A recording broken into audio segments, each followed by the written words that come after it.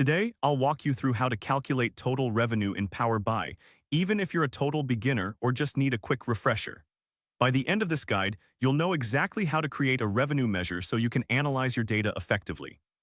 Let's get started. First, open Power BI Desktop. This is where all the magic happens and you'll be able to visualize your data in no time. If you don't see the interface you're expecting, don't worry if your dashboard looks slightly different, it may just be a version update.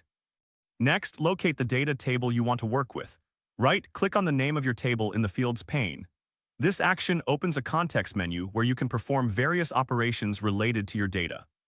Now click on New Measure. This is where we will define our calculation for total revenue. Think of this step as setting up a new recipe in a kitchen. You need the right ingredients to create something delicious.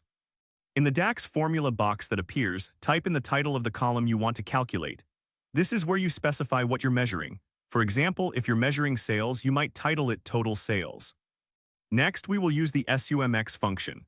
Type SUMX followed by the data title and the two data fields you want to multiply to get the revenue. This function allows you to iterate over a table and perform calculations, much like how a chef tastes and adjusts a dish as they cook. Once you've entered your formula, it's time to add the new measure to your table. This step is crucial as it integrates your calculation into your data model, allowing you to visualize it in your reports. And there you have it.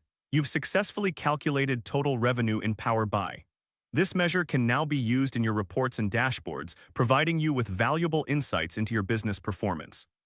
If this helped you out, please give the video a thumbs up.